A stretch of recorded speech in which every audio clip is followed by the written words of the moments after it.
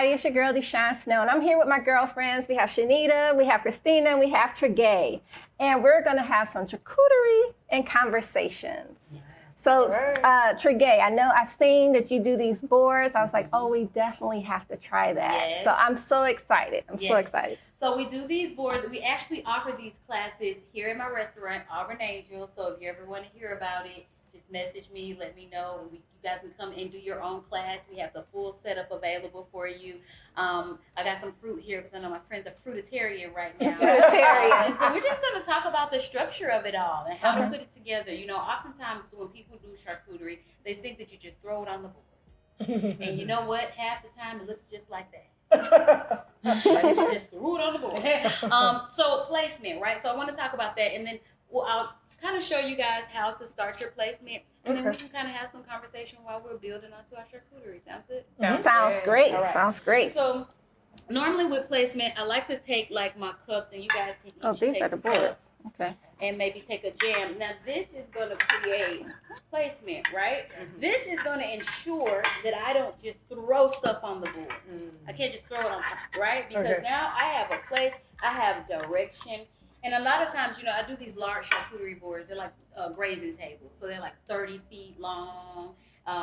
Big parties, you know, I've done some for you. You've seen them. And a lot of times people are like, how do you do that? Well, I don't really have the answer to that because it's really an artistic flow. But what I can do is teach you how to get there. Okay. Right? Okay. And so even if it was a big table, I would place my bowls in certain areas. But like right now, I'm going to do this. So I'm doing diagonal. You don't have to do diagonal. You can do it in the middle. I want you to make the board your own. I want you to do it how you do it. Okay. Just taking the instruction. Because I see you like. I'm trying to figure it out too. Okay. So I'm going to kind of offset mine, and I'll put this here because this will kind of help me out on where things should go. So then maybe I'll take a few pieces of cheese.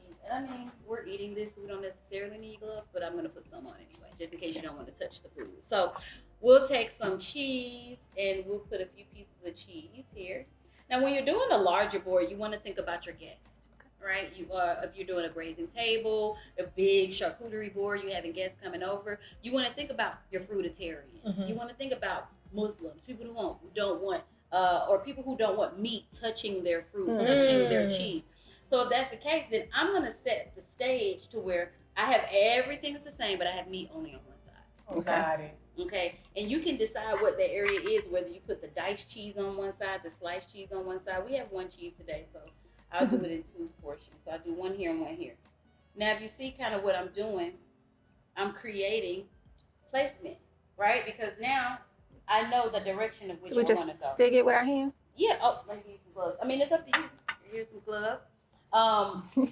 So next I'll take a little bit of this watermelon, and then I'm just going to kind of lay that there. That's my next placement. And as you see, everything is tight. Everything is structured. But at the same time, you see we're filling the board. And you can almost see what's happening. The vision is kind of coming to life. Okay. All right. And then maybe I'll take some of these tomatoes. Maybe I'll put those there. This isn't a huge board, so we won't spread it too much. Maybe I'll put one or two of these peppers. Maybe I'll just do one because I like how that pops up like that. Maybe I'll do some baby carrots here. Aren't they so tiny and cute? And then what are these? Olives? Those are we call them pepper bombs. So they're kind of spicy, and you squeeze them. They're really good over like fried chicken, but they're good over like when you squeeze them over your meat, squeeze them over your cheese, and eat it all together. So maybe I'll put like my crostinis in this little cup here. And I wanted to show you something. Let me see one of your cups. Christina, I'm going to borrow your cup. Okay. Do you eat meat? Yeah. I'm going to borrow your cup then. Okay. So we can, and I'll cut up some of this meat during the conversation if you want to do some sliced pieces or do something different. So I'll show you guys. You always see these charcuteries, and then they have what we call the rolls. So you would take a cup or something like this, and I would go in and I would fold the meat over the cup. Oh. Okay. And then you'll see, I'll kind of separate that. I'm not putting them right on top of each other. I'm kind of overlapping them, pressing it down. And what's keeping it together is what we like to call the meat glue. When you keep this meat is cured meat, it's at room temperature, so the fat from the meat will keep it together. Okay, and then maybe I'll do another piece.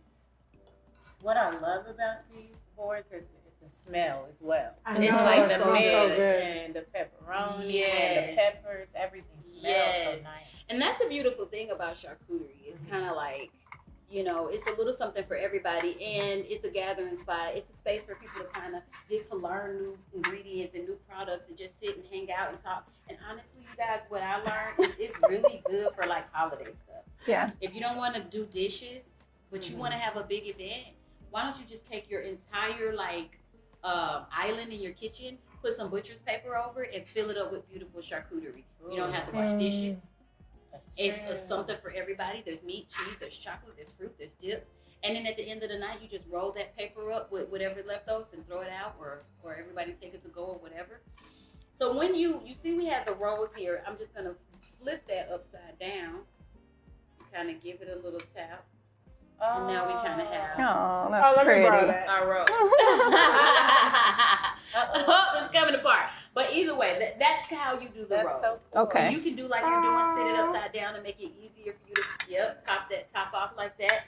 And then as you see, it's really coming together already. It's Yeah. So while you guys keep building, there's crackers here. I'll cut up some meat for you guys, and hopefully by the end of this conversation, we'll have a nice big Board. So can we eat while we talk? We or no? can eat while we Okay, talk. yeah. Absolutely. I do know that some realtors, they give this as like a closing gift, like the board's already done up. Yeah. Do you offer that service we where you can offer buy that them? too. Actually, at the end of the charcuterie class, you'll be able to take home your own gift.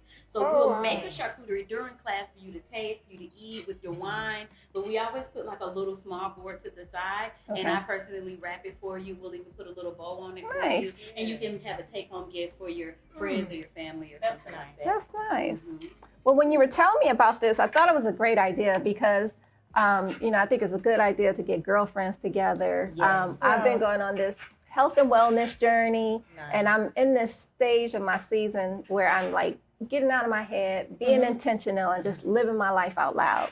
Because for so long, you get tired of life passing you by, waiting for that perfect moment. I know before we even started, I was just listening to you guys, soaking it all in. And I've always admired each of you. So I'm so glad that you guys are here with me today. So I thought we could just have some kind of real, messy, authentic, raw conversations, because that's the only way, right?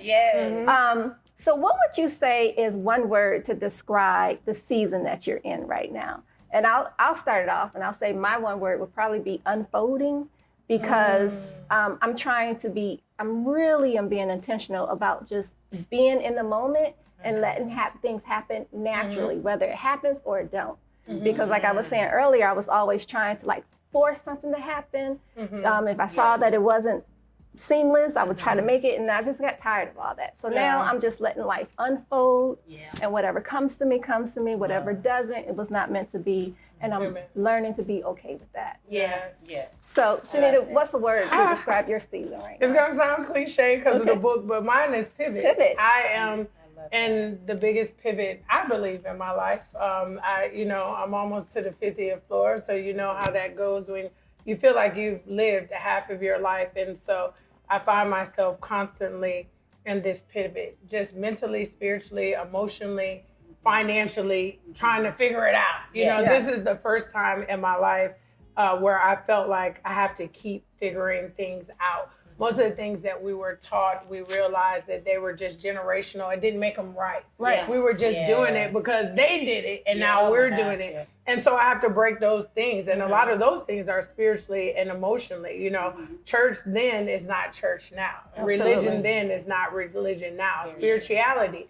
And so it took for me to get to this big old age to realize you have to go on your own journey. And you have to find what works for you. And so when I say pivot, it's like, okay, I can try this, and if this doesn't work, then I pivot out of that into something else, just not sitting in it. Because like you said, we sit in so many things versus pivoting and moving, that we look at our life and we say, if I just would have moved a little quicker, if I would have made that decision a little bit more faster, then I wouldn't be in the place I am. And that's in business and in personal. So that's my one word. So how did you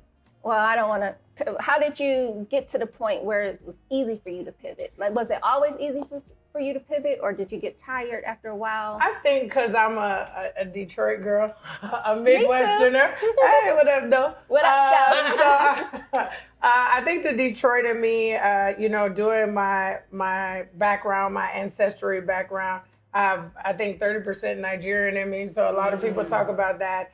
Aswatini. So I think I was born with a small piece of it. But what I did was, I think because of the person who I am, and I did the work, even from a young age, when things began to happen to me that I knew were absolutely wrong, I wanted to always seek out the answer or the correction.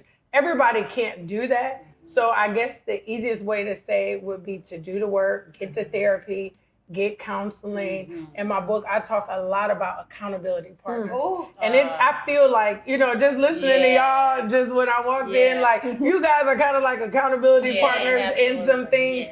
Having a life accountability partner, and that has allowed me to grow. I'm a suicide survivor.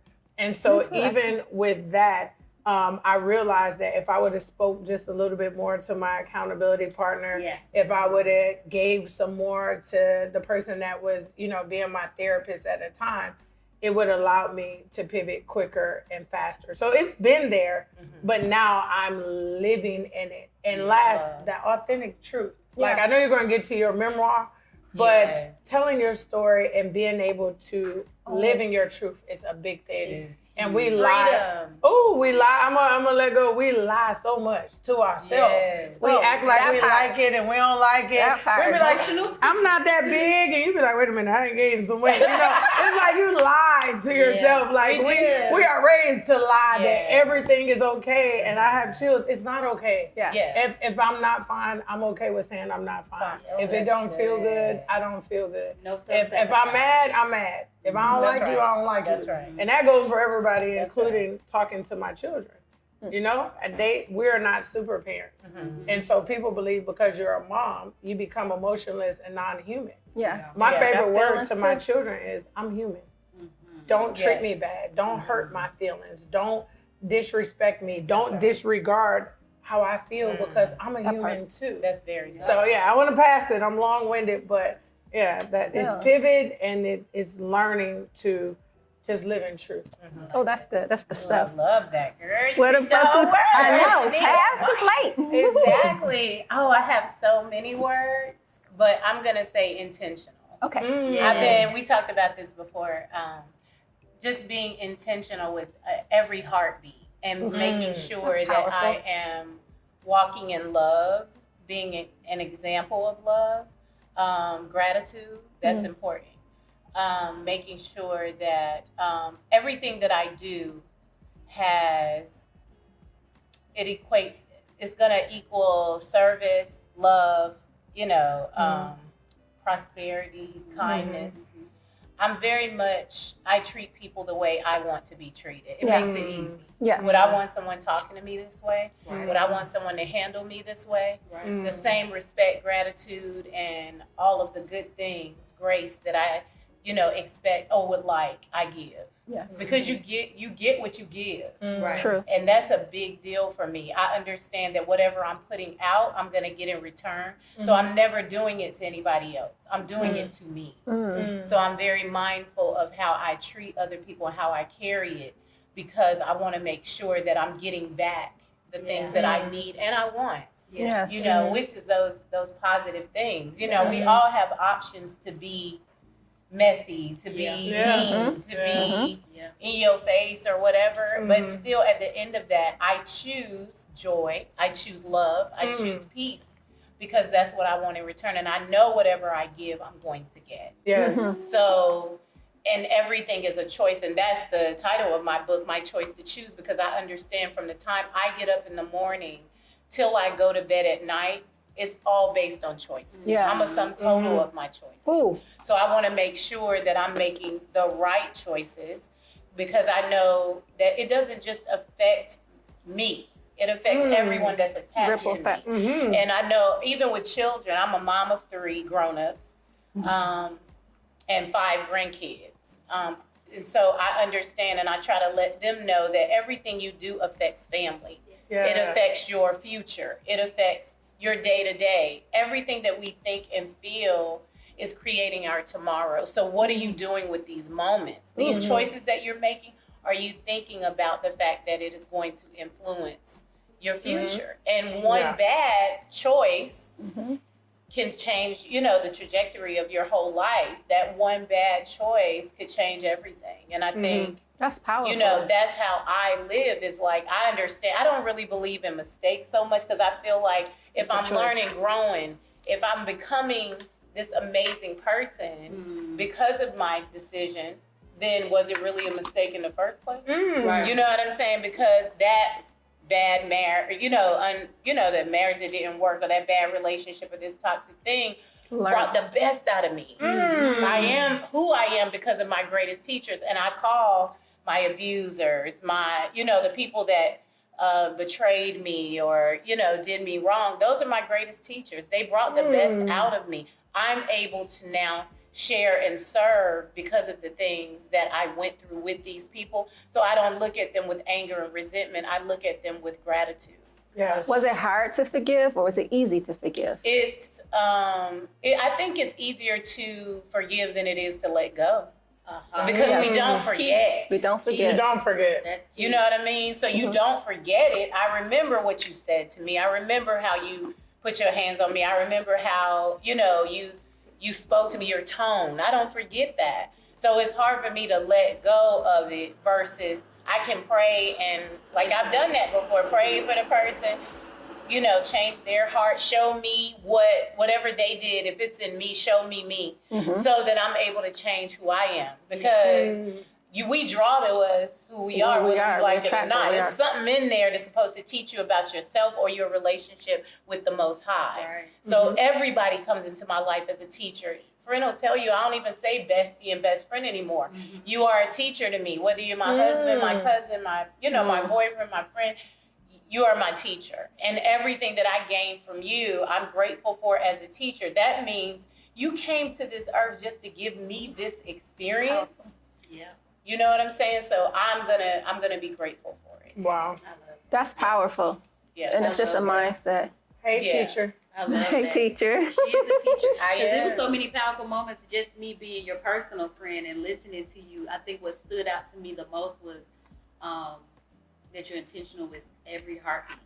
I love that. Because I know, what you've been through. And it's just like, oh, I almost cried, friend. Oh, and she doesn't cry, guys. So just know. I'm not a crier. We both are like, we don't know, we don't cry or whatever. Yeah. But yeah, I did suffer with some heart issues a couple of years ago. And friend was actually throwing me a big surprise 50th birthday party 2 years ago. And I found out that my heart I was having multiple issues. Oh, wow. So my main artery was enlarged. My top part of my heart was beating different than the bottom. I had some other issues with mitral valve prolapse and things like that. So I decided to go on a fast for 30 days and just eat watermelon. I did that, and then I just did the pullers, because there are certain fruits that pull tumors, cancers, and stuff out of the body. So I did the grapefruits, the key limes, the kiwis, and all the lemons, the things that pull those out. I think I did 60 days. You did 60 days. Okay. And reversed everything. Wow. And so we were really scared because we didn't know what was going to happen. I know, I was scared. I'm on the phone there. Friend, what's going on? Yeah. I'm going to the doctor. Friend, you've been at the doctor for an hour. I know. Why you didn't call me? I know. And I'm like, it was a thing of eagles. I look at everything as a sign. Friend, I'm like, I'm going to be okay. 7 eagles today. Right. I'm like, friend, what that mean, friend? Explain to me. Right. But I really I take everything in. I'm such a spiritual being. And that's what we were talking about earlier, being out and about and doing different things. And I'm so not an introvert at all, but just I take my time with the Most High. I have my personal relationship. Spiritually, I have things that I do on a daily, and it's my regimen. Yeah. Like from the moment I get up, I'm visualization, I'm meditation, I'm going to go right now I'm on this hot yoga kick so strong. I'm going to do hot yoga. I'm going to get in the sauna, steam sauna every day. Every day. Yeah, she can't stand the sauna. But yeah, I I just do things to nurture myself, love on my avatar, but especially to take care of my inner being. Mm-hmm. Because I understand we worry so much about the outer, how we look, you know, our makeup, our hair, our this, our that. But beauty comes from the inside out. Yeah, I nurture that inside, and that beauty, it's radiating. It's a given. Yeah. The glow is going to be there when you're taking care of the inner me. And that's what I focus on a lot. And so even with the book, it's just really me telling my story of, I don't come from what it looks like on the outside. Yeah. People have seen me on television doing different things, married to, you know, a particular, you know, entertainer and stuff like that. And they like, oh, your life looks like this and the third. They don't know about the fighting for my life and almost dying from Graves' disease, or how you said about suicide. They look at the outside and what you've done, like, even being married to someone who was so successful, mm-hmm. you've become that in your own right. Mm-hmm. You've become that in your own right. Mm-hmm. You've become that in your own right. And it's like, to be able to let them see that it gets dirty. Yeah. You know what I'm saying? I come from pretty. A lot. I've been on food stamps, welfare, you know, 2 kids as a teen, 16 and 19 pregnant. You know, growing up in a household where my stepdad cocked a gun to my mom's head and was going to blow her brains out in front of us. Like, I've seen some real stuff. So when I tell you things, it's coming from experience, not from, oh, I just want to be positive today. It's like, I had to get it out in the mud. Blueprint. You know, put out at 16 because I was pregnant and didn't have anywhere to go. You know, and what do you do as a 16-year-old pregnant girl who don't have a place to stay? It's like, I really had to find my way. Yes. So this is so that when people are in that place of, I don't know what to do, I'm trying to find my way, it's a memoir, but it's a self-help guide to being able to do that. That's wonderful. Yeah. So many good gems, and I'm going to circle back to it. No, it's a lot. But Tregaye, I wanted to ask you, what one word summarizes your season at the current moment? I've been letting y'all be long-winded because I ain't came up with it yet. I don't know. I would think that if I had to come up with a word, the thing that jumps out to me is creative overflow. Oh. I feel like that I am in overflow because I'm in a space in my life that I've accomplished. I mean, everything I want to do. The restaurant was the last thing for me, you know, to accomplish. You know, I've done just about everything you can think of in the culinary world. With the exception of having my own brick and mortar I've opened for other people and things like that. Mm-hmm. But now that I'm in that space of creative overflow, and I want people to understand, sometimes when you say overflow, people think money, like you're rich now. Like that's the overflow. That is not the overflow. Right. Mm-hmm. I have an amazing husband. You know, that supports everything I do. That's when beautiful. I say he awesome. Yeah, I think he believes in me more than I believe in myself. That's beautiful. I love it. You know, I'd be like, I don't know, babe. He'd be like, what you talking about? You can do that. No, that's easy, right? Yeah. Right? I don't know. You tell me it's easy. But you know, that supports me. You know, my kids are in a good space. You know, my son suffered with some mental health issues for a minute, but he's in a beautiful blossoming space right now. And it's just keeping him in that space and just making sure I'm intentional and paying attention to that. My youngest son, he's getting older, but he's me. Yes, God.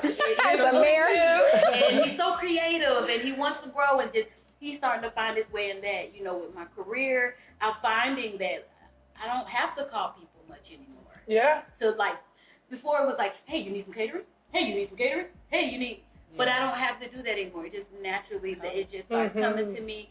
Whether it's, you know, I have a new show coming out June 21st. I waited for that. I didn't know. Okay. Nobody knows. Okay. New show. Only told. She's the only one that knows, and my husband, of course. But it's coming out. I can't say the name of it yet because I'm the only one that knows that's the air date. The producers hit me yesterday. It was like, you're the only one that knows. Don't tell anybody. But the point is that that's happening. You know, I'm meeting so many amazing new people. You know, I'm building friends. I mean, even DeShawn and I were building a great friendship. Chanita, we're building a great friendship. I'm opening up. My friend has taught me how to do that because my friend knows. I don't. She didn't deal with women like that when we met. I was like, you gotta I'm like that too, though. You know that. I'm selective. Yeah. You know, and again, you remember that word that we said. There's so many things that are generational or things that we've been programmed with. You know what I mean? And so once you begin to deprogram those things, you remember I said I look for, okay, where's the synergy or where's the connection or, you know, where do we fit together? And those that don't, I just move on. I don't think I have to be friends with every woman in the world, but I do give grace and mercy. And I try to feel where people are coming from when I'm listening to them. You know, like when somebody's mean, I'm like, you know what? Maybe her kids set her off right before she walked in. You know what I mean? You know, emotionally, I feel like I'm even emotionally in overflow. And what I mean by that is I'm able to process things differently. I really take time to think about it first. I really think before I speak, or I listen more. Oh, I learned that from my husband. He taught me that so well. Like that's why we friend. I talk a lot. He listens a lot. He's a very good listener. He's an introverted extrovert. He'll talk if he needs to, but for the most part, he's very quiet. He rather observe. And he taught me like say less, listen more. At first I used to think you try to tell me to be quiet, but now I realize like no, because I'm hearing things different. I'm moving different. I find that at this space in my life, I'm able to give grace differently. Whether it's with my partners or my children or my family, and I just feel like I'm in this space of overflow. Now, however, I love that for you. Even even though I'm in that space, now that I have the space. Now I'm creating the balance within that space. Because it could get like a roller coaster with the seatbelt off. You know what I mean? Sometimes it's like, hold on, wait a minute, I know I asked for this, but hold on. And so that's where I'm at now, finding the balance in my creative overflow. So do you find, I know that's beautiful. That's goals. Do you find that, are you asking God for more now because he's shown you what, do you feel like you're not asking God for enough? Like maybe you should ask for more? I'm actually very intentional on what I'm asking him for now, as opposed to, I know not to ask for patience. Because he'll give you a test. Sit me down. And I don't like sitting down. She don't like I can't sit down. If I sit down, the world's ending, everything's going wrong. So I learned from friends who ask for exactly what I want. And not only, I think my biggest hurdle is, I find that, and friend, you can tell me if you feel like, you know, you can, what did they say, judge me. You can be give me the tally marks. But I feel personally that I found that now when I ask for something, I ask for it and I just let it rock. I just let it rock. It just, you know, I said it's happening. I don't know when it's going to happen. It just comes. But it'll happen. Whereas before, I would ask God for these things and then I would just worry and worry and it would take over me. It would consume me. It would consume everything in me because I'm so passionate about what I do. I'm passionate about my family. I'm passionate about my friends. I mean, she knows one of my biggest prayers is that I can pay all my friends' bills in, you know what I'm saying, whatever, or I can create a space of overflow for them. Yes. We're all like that in our space. I'm always asking for more seed to sow. That's my main prayers. I want more seed to sow. If you could just give me more seed to sow. Now, how that needs to come, I don't know. I learn because maybe I don't even know what I need. You know, at this point, I'm just taking the things as they come. And the things that align with what I want to do and who I want to be and how I want to be. And some things don't feel good. Some things are harder than others, but I'm willing to push through. I'm a fighter. You know, I push through everything. So I'm just excited. I'm excited about the unknown. Yes. I don't know what's happening. I love that. But that's freeing, right? I'd imagine that's very freeing. Yes. Okay. Relinquishing control. Relinquishing control and being creative. Like, I'm in such a creative space right now. It's like God just blessed me. Do y'all know God's so good? I don't think y'all understand the power of what I'm saying. And I'm hoping I'm saying it in the right words. Okay, prime example. Before I got in this space, I was at another space and I was just kind of using it as a shared kitchen because I never wanted my own space because I felt like I'm too busy. I just don't have time. My work-life balance is important. And I don't want to be here all day, every day. And, you know, then I don't want to have to pay rent. And I don't want to have to build it from the ground up. So, you know what I did? I asked God, I said, God, I want you to give me a restaurant. And I don't want to have to pay for it. Bingo. This is what I said. I said, give me a restaurant. I don't want to pay for it. I want it to be built already. I promise you on my son so that this is my prayer. I said, I want it to be built already. I just wanted to be everything. And I want somebody to have a need, and I want to just be able to fulfill it. That's what I want. I love that. A friend of mine came to me and she said, I got a friend that has a spot downtown. He getting ready to open up. He don't know really what he want to do. He thinking about event space. He's looking for people to, maybe partner with him on, because he's a builder. He builds. He creates. So I was like, okay, that sounds cool. At the time, I'm catering, and I'm like, I needed a space because I had another space, but there was some issues with the new owners of that space, and then it was kind of like I was out high and dry. Yeah. I was out high and dry. I had 6 orders coming up in the company that I partnered with at the time. I have to be in an Atlanta-based space. I have a space, but it's in Stockbridge. So I'm just like, oh my God, what am I going to do? I said, for the first time, I sat back and I said, Look your way. It's fine. God, just give me a restaurant. That's what I want. I want a restaurant, and I don't want to have to do this and do that. So she calls me. I come down for the meeting. I meet my partner, and who's my partner now? Kind of told the story, but I meet the guy, and we're talking, and he's telling me what he wants to do, and I look around, and I said, this isn't an event space. This is a restaurant. Wow. He was like, yeah, but I'm going to have a chef right now. I got a guy that I've been talking to, and then I'm talking to you, and maybe, we could come together or something. I don't know what you... I said, yes. I said, I'm going to be part owner? He was like, yeah, that's what you want. I was like, so I can be an owner of this space? He said, yeah. And I said, I can create whatever I want. He said, yeah. I said, well, God dang, Just ask. God, you quick. You quick with it, Lord. So I was like, yes, absolutely. Sign me up. Where do I sign? We signed the contract. Now I'm co-owner. And what was beautiful about it is our other partner doesn't have children. He's a young guy. So he can work he late. loves working at night. Wow. I hate working at night unless I'm doing the catering and it's paying me a lot of money. But you know what I mean? Like, I want to be, I've spent the first half of my career not with my kids, traveling, things like that. And I don't want them to have to get used to that again. So it just worked. It just worked. So the key is to just ask God directly for what you want and release the outcome. Know that it will happen, but don't be worried about the time it takes. And don't wonder when. Right. Don't wonder when. Just ask him and just wait for it. I just ask for his divine timing, because that's what he has anyway. That's it. So may it all happen in your divine timing, because we want things when we want them. We want things to happen for us when we want them to happen the way we want them to happen. Yeah. So you really have to be able to relinquish control and just really trust. And when I'm asking, I'm very detailed in my asking. Because you get asked to make all this money and you have to lose someone close to you to inherit it. Or something detrimental has to happen. So I'm very, clear when I'm asking that it not bring harm or danger to anyone. Right. You know what I mean? In order for it to happen to me. But if it be your will, then this is what I would like. And I think manifestation, when you're manifesting something, that's the key. Yeah. Because once you ask, you gotta just let it go. Just let it go. Because everything's conforming to give you what you want. But you have to allow it the space and time to do that. And when we're in such control and holding on to this and trying to control that, you're blocking it from naturally coming and flowing into your life, right? Currency is a flow thing. Money goes in, it comes out. That's the purpose of it. You know what I mean? You spend it, it comes back. Yeah. But it can't flow when you're scared.